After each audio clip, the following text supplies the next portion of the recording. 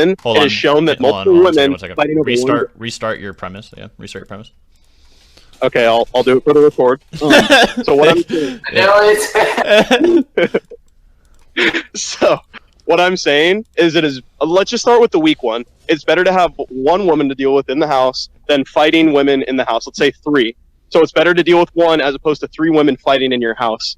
And if you fuck up, you've got 3 women to answer to. Like, let's say you lose your job and you can't pay rent. You get to hear it from all 3. Start with that. Okay, so for one, your premise is that all relationships are inherently toxic or a negative. Do you agree?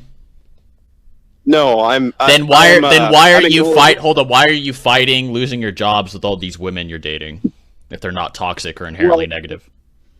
Because if you can feel free to Google this, financial issues are the #1 leading cause of divorce and the most cited reason for couples therapy. Aside from that, what I'm acknowledging is a fact. I would actually say children are the main cause of these problems. Children are the problem, not the relationship itself. Children? Children, yes, children. Most couples actually do very well until they have kids. Kids are the main financial problems and strains in a family. Oh. So in polygamy, say that you're in a polygamous relationship. Do you know the main reason people start fighting as couples? Money. Money and what? Because money is mainly because of kids. But okay, so again, what else? It's still a money issue, but money and cheating. Biggest 2. Money and cheating. Why do people cheat? Why do people cheat? They would be either dissatisfied in some way. There's something they don't like, or they're bored. Do you know? Those are the 2 big reasons. Yeah. Do you know what the cupcake stage is? Oh, gee. I've never heard of that. What is it? Okay, so the first 6 months you're in a relationship, your body releases the most stimulation and chemicals for your partner, right? It's like when you first get into a relationship, you get a lot of butterflies per se. Everything feels more lighthearted. You enjoy their company more, and then after 6 months, your brain becomes kind of dulled to the sensation. It's kind of like, say, you drink soda every day or something, or you drink an energy drink every day. Eventually, it's just going to be dulled down. It's not going to have the same effects because your brain doesn't react to that stimulus as much anymore. But if I understand. Yeah, so when you're so when you're in a polygamous relationship, that doesn't really happen though, because you're not actually straining. You're not straining the cupcake stimulation because you are equally distributing it amongst partners.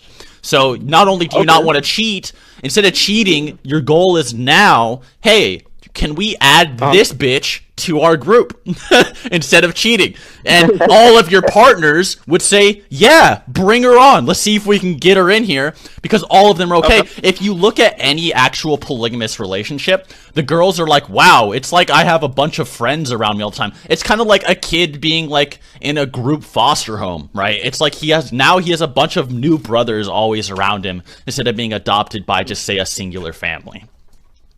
It's so your argument. I want to tackle that first part though. I want to hit that first part. The cupcake. So number 1. What? Yes, the cupcake. Okay. So what I wanted to bring up was basically the building the tolerance to that stimuli, that kind of getting over the honeymoon phase, if you will. Okay. So the thing is that's going to happen. It's kind of like if you were to smoke weed, do coke, and heroin, you're going to build a tolerance to all 3 of those, even though you're doing all 3, right? So if you have 3 different women, which is kind of what you're arguing, you have that variety. You have 3 different women, so you're satisfied. You've got variety. It doesn't matter. You build tolerance to all 3 anyway. Not really. So the same issues can still come up. Not really. So say it's kind of like this. It's kind of like this. Say you jerk off to one type of porn all the time. Okay. All the time.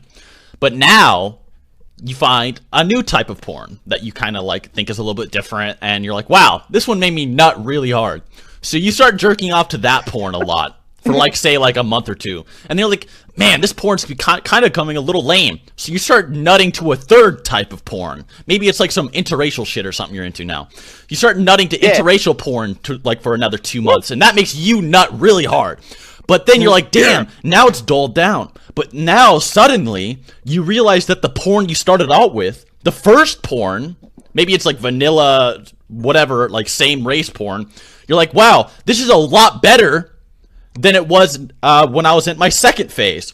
So now you have this cycle of pornography or cycle of fetishes that you can cycle through to enjoy. So when you're in a polygamous relationship, you can actually enjoy your first partner as if they were like brand new or better, as long as you're going through a cycle and everyone is happy. In fact, I was in a monogamous relationship where I wasn't able to have sex with my partner sometimes for 2 months at a time because we lived in different states. So I would go over there, her parents would let me over, I would fuck for like a month, and then I'd have to go for like 2 months.